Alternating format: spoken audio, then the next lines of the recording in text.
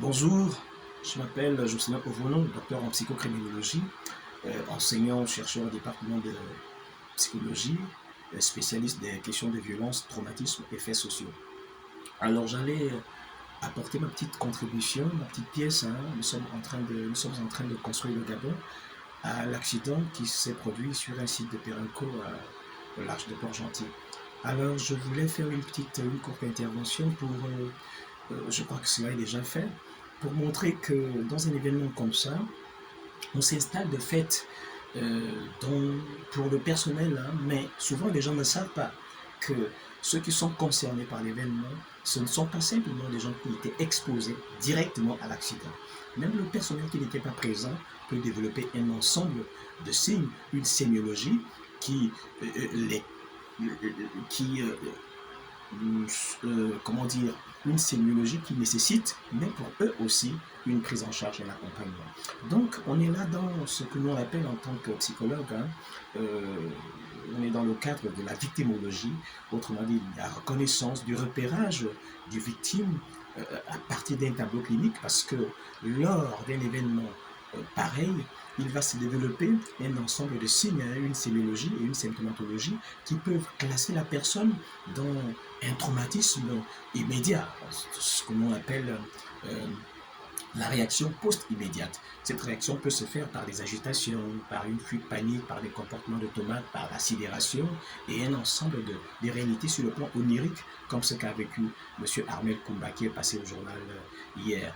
Quoi, il y a des réviviscences, autrement dit, la personne va revivre l'événement quasiment au quotidien. Il y a des troubles du sommeil, il y a des agitations, des attaques paniques, et il y a un ensemble de signes donc qui identifient le traumatisme chez la personne. Mais comme je venais de le dire, il ne s'agit pas simplement des personnes qui ont été directement exposées, il faut aussi faire une consultation.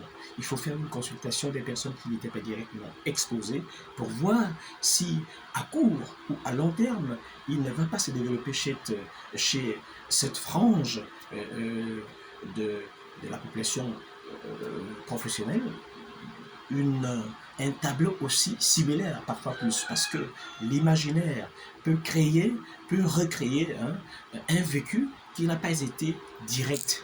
Autrement dit, le fait de ne pas avoir été exposé peut faire en sorte que l'imaginaire crée justement euh, un vécu par le processus d'identification à leurs camarades qui étaient sur place. Alors, ça c'est la réaction post-immédiate qui se fait entre 2, 5, 30 et 35 jours après avoir été exposé directement à l'événement. Il faut naturellement un accompagnement qui va se faire à deux ou trois niveaux. L'accompagnement va se faire au premier niveau sur les soins physiques qu'il faut apporter en raison du traumatisme physique, hein, qui a été vécu. Il faut donc un deuxième temps l'accompagnement psychologique et parfois avec des données psychiques très graves. Pourquoi? Parce que le traumatisme, l'événement, hein, souvent auquel les personnes sont exposées, va venir fragiliser les assises, hein, la structure de la personnalité, le fonctionnement de la personnalité. Cet événement peut réaménager la personnalité, de sorte qu'on peut aboutir, si la personne s'installait dans un syndrome psychotraumatique, dans un vrai stress post-traumatique, ou pour certains, une névrose traumatique. Donc, il va falloir tout de suite prendre soin, accompagner ces personnes-là pour identifier celles qui font déjà du traumatisme. Il faut noter qu'il y a des personnes qui sont dans une stratégie d'évitement, ou plutôt pas une stratégie d'évitement, mais sont dans une telle sidération qu'elles vont rester prostrées, elles sont prostrées, elles sont apathiques, elles ne montrent aucun signe extérieur tout de suite.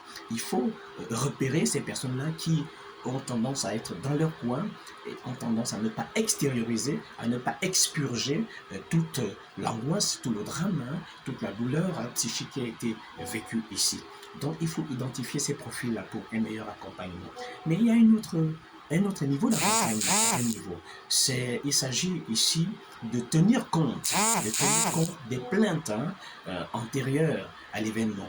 Autrement dit, d'un ensemble de suggestions que les ouvriers ont fait un ensemble de plaintes, que les ouvriers ont plaisanté, qui n'ont pas été prise en compte.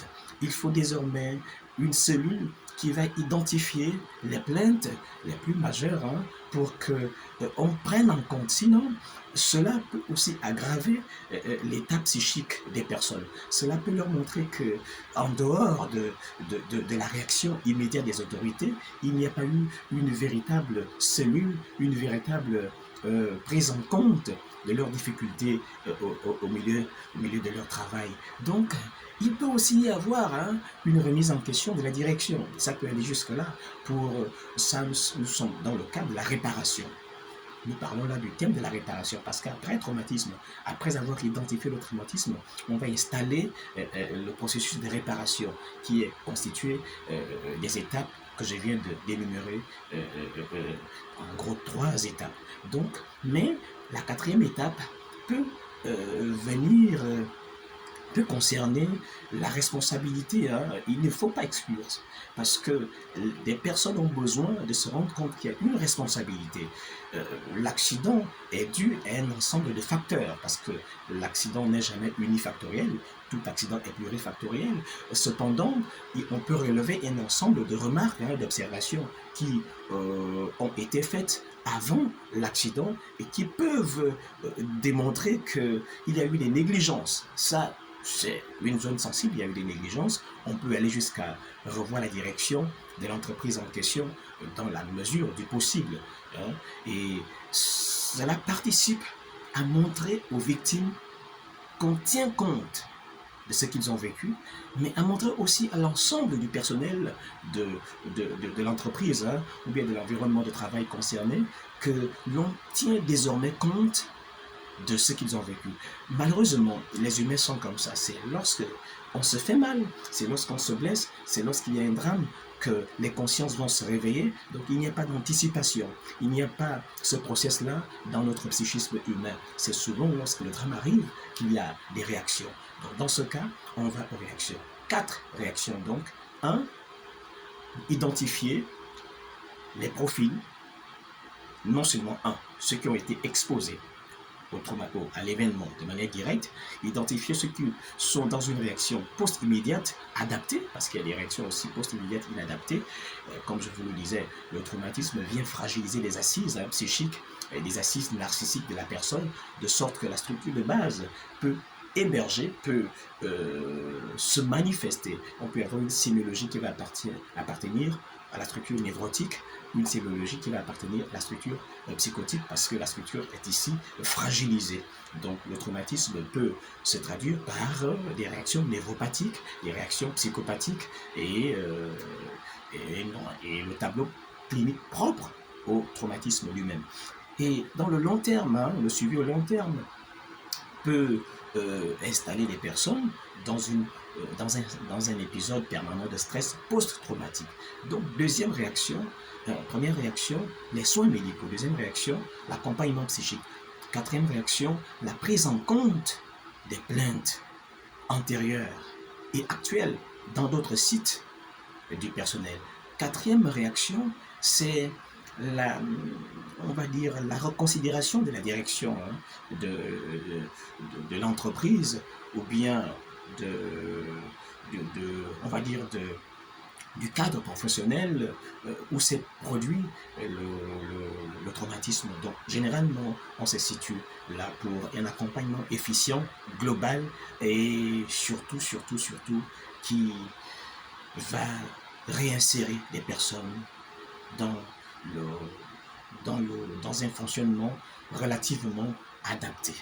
Et comme je le disais, je vais le répéter, il ne faut pas négliger des populations qui n'ont pas été directement exposées, parce qu'elles peuvent aussi, elles, développer un ensemble de réactions, une sémiologie qui peut être relatif au tableau clinique général du psychotraumatisme. Merci encore, je le disais, c'est le docteur Renaud de l'Université Omar Bongo. Il y a une expertise qui est là, qui peut être mise à profit pour que nous tous nous participions au développement de ce pays. Merci encore et à très très bientôt.